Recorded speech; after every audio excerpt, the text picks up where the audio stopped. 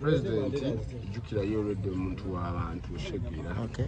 Kati agezaako nnyo okulawula ensonda eriko okunyigirizibwa China eriraba buli wamu Shegera. Okay. So ye yalabiddewo naba ng'akonfaminga era obubaka bwonna twabukonfamize nga tulina okuggibwayo baagala tebaagala kasita akoonamu. Okay. Kati eno yiyo ye kali kuba ekifaananyi era kusomako waye namba yo tusuligira bila ya yimbe tumira chakuwa so gali batambulirako kusikiriza funa ke basika noli omuntu alabe nti ddala omuyimbi ono ayimirira ayina abantu bangi batambula nabo Shegera so nga ate abamu era tebaba na mirimu ekyo nakyo kitumira Shegera. So ugambye this is Fiki Gaza, President Gaza Empire, President of Kabaka, Kabaka Gaza Empire, Machinyi. Oyagala kumalawo bubbi eliminate. Bwokera ku makya nomboza abamu ku bayimbi abali confused ngenda kukuleetera omukulu amanyikiddwa nga Fiki Gaza. Mwenna mumanyi bulungi ebyafaayo by'omwana ono Fiki Gaza ng'oggyeko kolabo ya Dr. Jose Chameleone yamuwa eya Banana. Ezimu ku bintu ebyamufuula okuba nga atrendinga z'entalo ze yakola n'omukulu amanyikiddwa nga Patrick Mulwana Alien Skin. Era bwe tubala agamu ku matoffaali agakola Fiki Gaza tubala Jose Chameleone ne Alien Skin. Omuntu eyaleetera n'amaanyi ga Fiki Gaza okwesala yali Alien Skin. Oba oyagala oba toyagala atya. Bwe balwananga entalo zino ez'ebigambo n'amagaali okwemiitinga Fiki Gaza ne Alien Skin.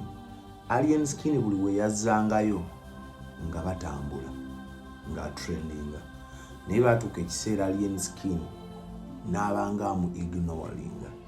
Bwe yamu ignoringa definitely tewaba kiddako. Fiki Gaza yafuna omukisa na ye mu lugendo lwa music bwe yali yajjula nnyama nankoko yatuukira ku hit Banana. Kati ekyaddako awo nekimulema okwasaganya kuba munaye Jose Chameleone bwakuwa kolabo almost oba otandikidde ku climax oba otandikidde ku top akaji obviously oba okakubi. Kati awe kiba kiddako music ki kuba woletera music yenna oyinza okubeera mu studio ng'okola music naye buli music gw'onaakola ng'ali biro Banana oba engoma ya Chameleone kitegeeza bajja kugamba toyimba ojja kuba weefula bwefuuzi bize naye nga tokola.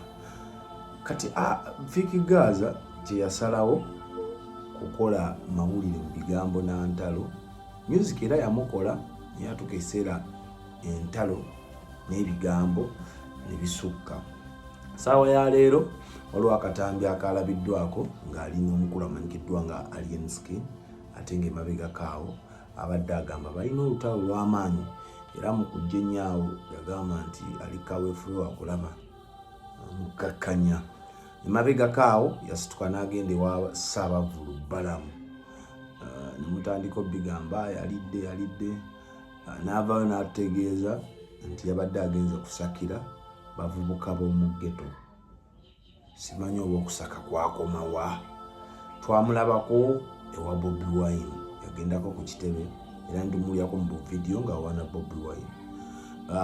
We yava ewa Balamu wayitawo ebbanga ttono King Sahabo yali mu kibuga era ku gaali Alien yaliko nnyo era ng'awaga baali bawaga ennyo okulabisa.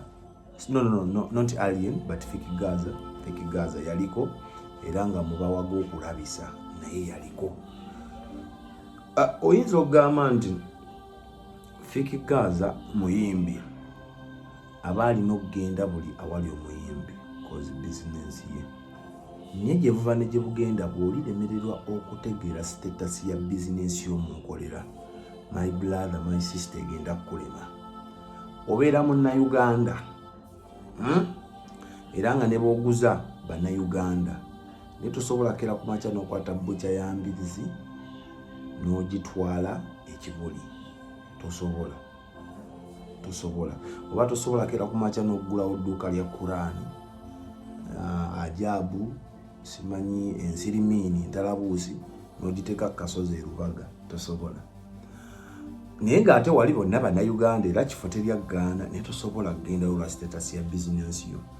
Music industry ya Uganda tukkirize tugaane yayonooneka. Oba oli muyimbi olina okukkiriza nti ennaku kati Uganda tosobola kwawula politics mu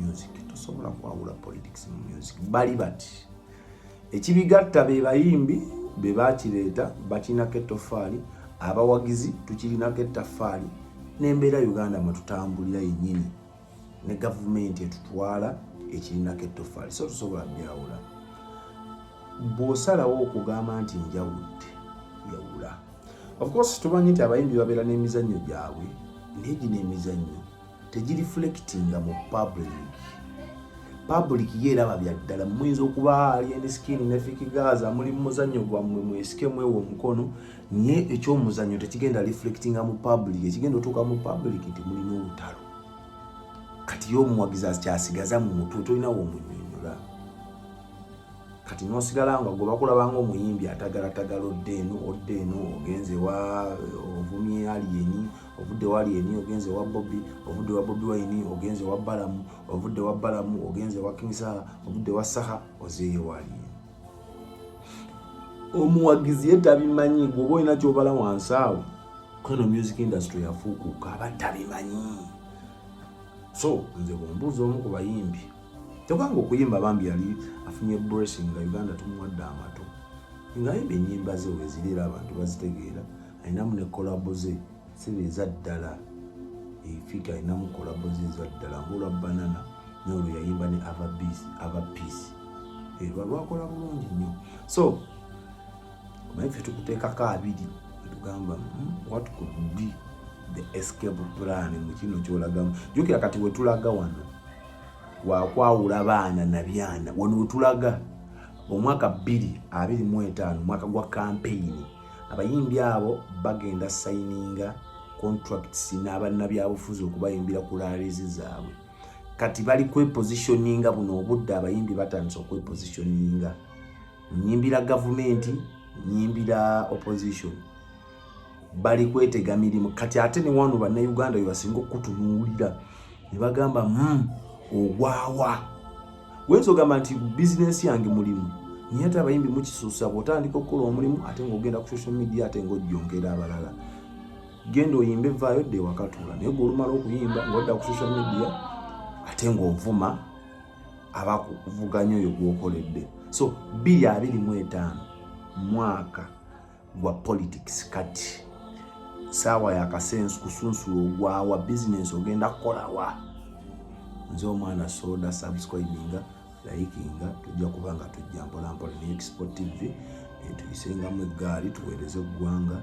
Ekibuuzo kyoba okirina so okiteeka mu comment section ne tukireeta. Bw'oba olina ekikunyiizizza siti ojja mu comment section ne tukuwabula oba naawe n'otuwabula. Mukama Katonda omulungi abankuumire. So gali batambulirako kusikiriza kufuna kebasika. N'oyo omuntu alabe nti ddala omuyimbi ono ayimiridde alina abantu bangi batambula nabo. So ng'ate abamu era tebaba na nnungu. Ekyo nakyo kitubuya.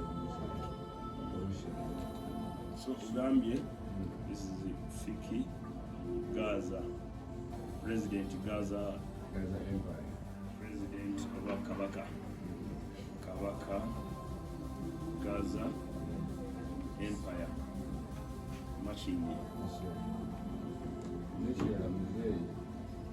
Oyagala kumalawo obubbi, eliminate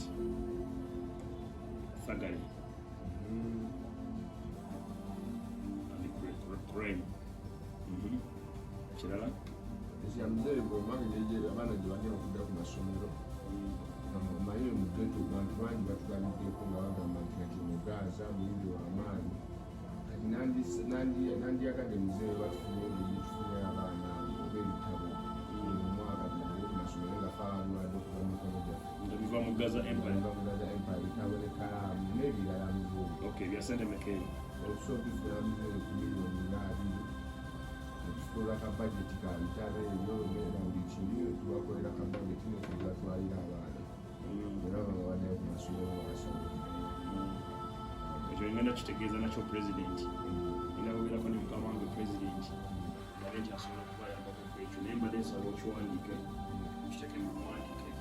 Nsaba gavumenti ogamba nze Fiki Gaza, kabaka wa Gaza Empire Machinge, nina abaana abato abanyumirizaamu njagala baddeyo ku masomero njagala bagabira ebitabo naye sirina ssente. So tukwatireko ku bitabo epeni ekirungi tusabye zaakuya. Yes. Ne kati ezo bwe ziba zigaanye zenganze Olugahara minisita w'abavubuka abaana nsobola okulongereza nti omusala gwange empeerezayo obukadde nga 3 n'ogula bokisi z'ebitabo n'ogaba then president wanayongereza yakikola kubanga toyagala zakulya oyagala kuyamba abaana kizira enguudo ate kirala ki ensonga zange nazo ensonga enkulu ziri 3 naye nina ne benatambudde nabo balina ensonga zaabwe ng'ono ayogera ensonga ziri ki kapitaani olofu kibeera kibe olofu ganga size tumalawo zino ganga zino simyeri ki Export TV to the world.